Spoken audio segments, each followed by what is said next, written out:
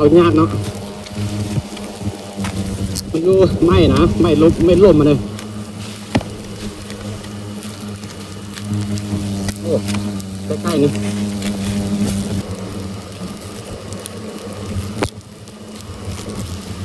มันก็เข่าเธอเจ้าเนี่ยดูไม่เห็นอะไรดูจะไม่ถึงกับหางเดี๋ยวดูหอมอ๋อมันง่ายสุดเลยจะกินนี่มีแต่ว่ามันบ่มีหูบ่มีบอนนะบ่มีบอนไซแล้วนะทุกคนมันหมดซ้ำนี่แล้วนะมันบ่มีเฮ็ดอยู่อันไม้ที่ล่มแล้วนะไม้ที่มันล่มแล้วก็มันมีหูน้อยๆเนาะเป็นโคนไม้แล้วก็มันเฮ็ดไซหั่นนิดเดียว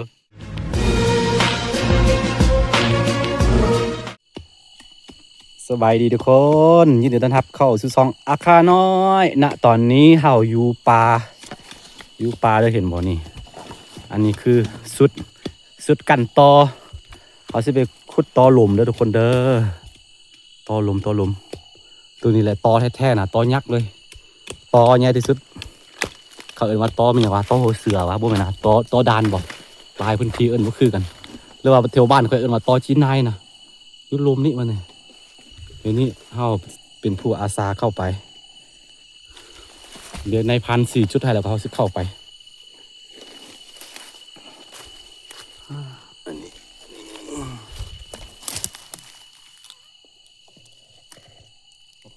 พักเนี่ยดีมากกว่าน้ำไหม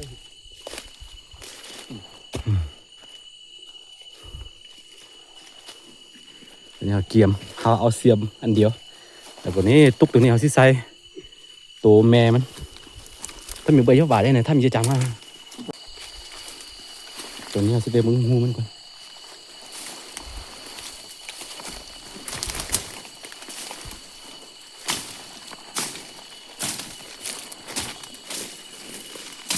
เดี๋ยวน้องหายสิวเทสบัวก็มันเอ้ยถ้าอีนี่มันก็เจ๊เนาะ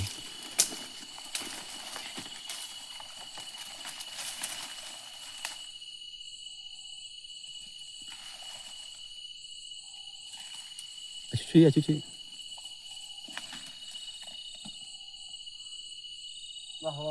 มั่วอ่ะน้องบิวเจ๊ได้สิ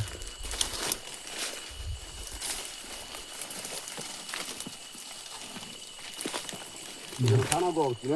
어쩌나. 저. 너 가만히 몰라니? 가만히 몰라니? 가만. 하라해. 가만. 다 얘 누래. 오, 이야 망이야, 이야 미쳤다너. 가. 흐라. 맞비라. thương là. 가만. 애가 파타케가. 해가 뭔가 해가 좀 해. 망이 가나 뭐. phải chạy điện à thôi thứ khai dụng như này ga khi mà nghe hệ ga mà đi ga giảm này thương à ê nào nó u lên thương à mua cái này là cái nào à giảm còn ai vậy vậy vì áp bao giờ thì mới này giảm này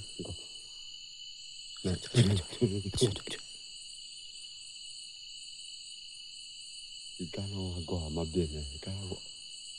bên má mẹ bên má mà mẹ hả bên má mà mẹ cái ý đó là cái nào อันนี้แล้วก็อันนี้ต้นไม้ร่มที่บ้านในต้นอันนี้ว่าเป็นต้นไม้อันนี้เป็นดินมดเนาะแล้วน่าจะเป็นหูอยู่ในจะเป็นหางใหญ่ๆตามเมืองอันนี้ทับลักครับ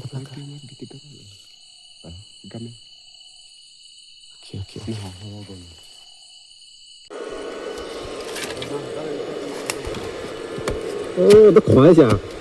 都看到哪里？哦，没切嘛，都没给接下，是，都看到一下。哦，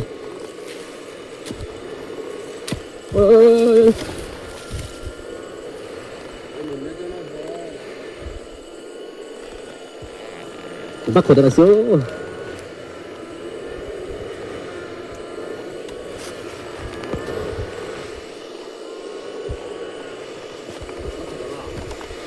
bắt khỏi đây nó hết rồi sao bắt khỏi đây sao nó đứa chẳng ai hết mày u ra mà bắt khỏi đây nào đi đi chơi mới là một cái gì à nhnhỏ nhớ không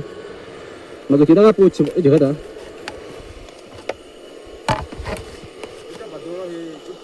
Ja. Nước chưa.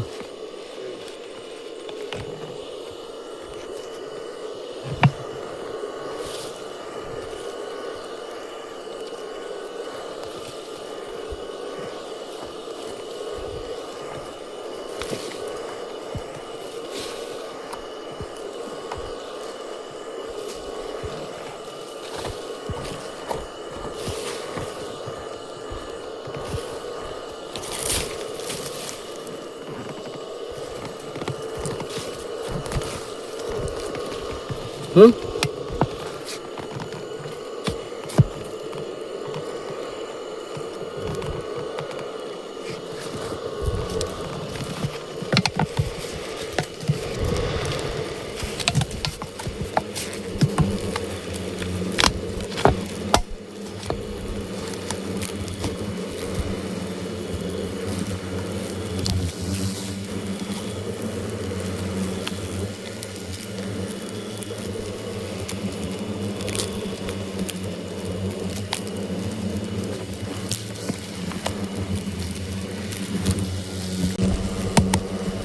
Ao mèมั้ยเดี๋ยวเอาแม่มั้ย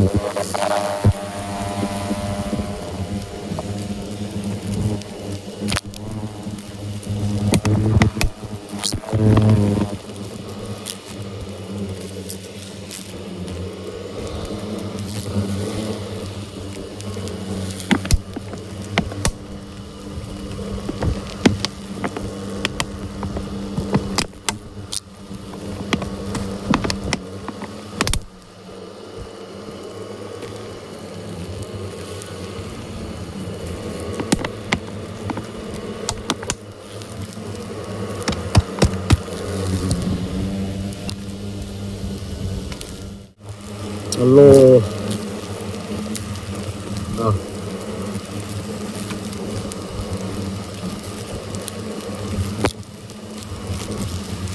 มันจะเผาทุกคนยามันแหละบ่แม่มันแหละ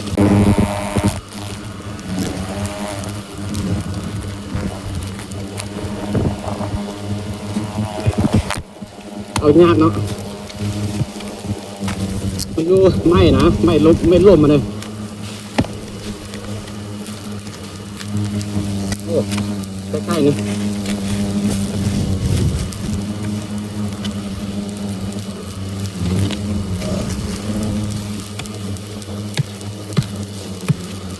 โอ้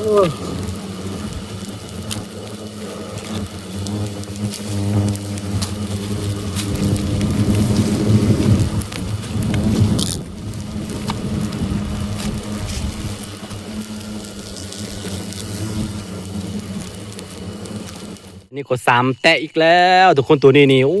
ถ้าว่าเป็นอันนั้นนี่มีแต่ว่ามันบ่มีหูบ่มีบอลบ่มีบอลไซด์แล้วนะทุกคนมันหมดซ้ำนี่แล้วนะมันบ่มีเฮ็ดอยู่อันไม้ที่ล่มแล้วนะไม้ที่มันล่มแล้วก็มันมีหูน้อยๆเนาะเป็นโคนไม้แล้วก็มันเฮ็ดไซด์หั่นนิดเดียวซ้ำนี่แหละอยู่ซ้ำใดก็มันบ่มีบอลเฮ็ดไซด์แล้วเพราะว่ามันบ่มีหูคือว่ามันอยู่อันดินหัวบ่แม่นเนาะอยู่ต้นไม้จะล่มที่นี่แล้วก็มีหูน้อยๆแบบนี้นะมาอยู่จังนี้ซื่อ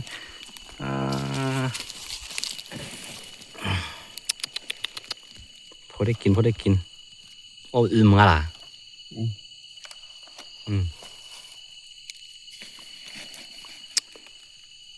ถึกมันกัดบาดหนึ่งมันเป็นกัดตอนเอาหันกัดตอนกลับมานี่แล้วก็มันถึกยุกเกิบ เอามาให้ยังไง เย็บไปยุกเกิบนะเนี่ยทุกคนเห็นบ่นี่แต่ว่าบ่เจ็บพอตัวมันตายแล้วก็มันนั่นพิษมันบ่แห้งแล้วเนาะเอาเย็บมาหน่อยสิเนาะท้อแต่ท้อด้วยกิตาคิโมเท่ๆให้เราสมัยจะขนาดเอายามีเดียวสุดยอดเลยทุกคนมีจักอันก็มีเต็มเลยนะนี่มึงไหมถึงตัวนั้นมึงไหมเต็มเลยเสียดายมันบุเป็นหังใหญ่ๆมันบ่มีบนเห็ดนะเรื่องนั้นที่ปากแข็งมาเป็นตุชียันยังไงจะเป็นก้อนชีเราชอบสิเวลาเชี่ยมันยังมัวปีกอลามตินทะลุพอได้กินมาปลาแล้วต้องได้อาหารกลับไปเดี๋ยวต่อไปเอาสิไปเอาตัวบางอีกเนาะสิเนาะ ใช่มาฟ้าบ่ล่ะจิปุ่น อับแต่อับปะอายุเลย ปุ่นจะคัดกินเลย มึงมาคุยยุกมา อันเจเลย โอ้ อับแปะ อับแปะป้าตัวมันใหญ่เท่านั้นทุกคน เป็ดตู ซ้ำเลยหัว เป็ดตูรอเป็ดตู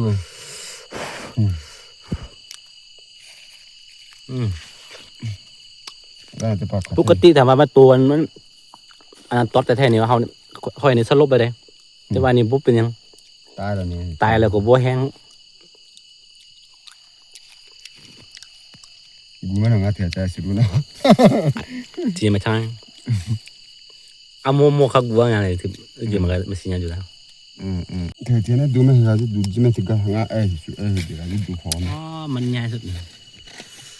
แต่กินแซ่บนักเลยตัวนี้นักเลยเพราะว่ามันใหญ่เอิ้นว่าตอจีนายนะบ้านค่อยนะบางบ่อนก็เอิ้นว่าตอดานบางบ่อนก็เอิ้นตอหัวเสือบ่ เป็ดตู ไม่อยากกันจะปาเป็ดตู ถ้ามีว่าสิจับเอาแมงมันคือเมื่อกี้เห็นนั่นแหละมันบ่เข้า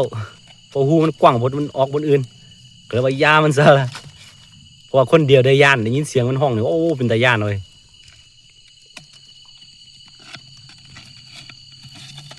ในพันนี่แห้งย่านสี่จุดให้แล้วคนนี้เลย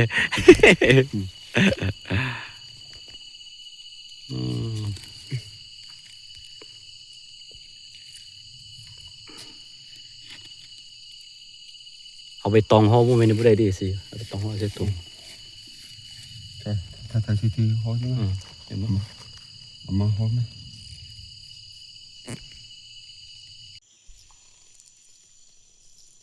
พอได้กิน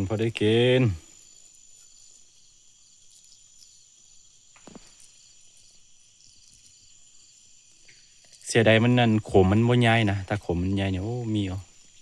แต่ละแต่มันเต็มเลยก็ตัวนี้อ๋อออนซอน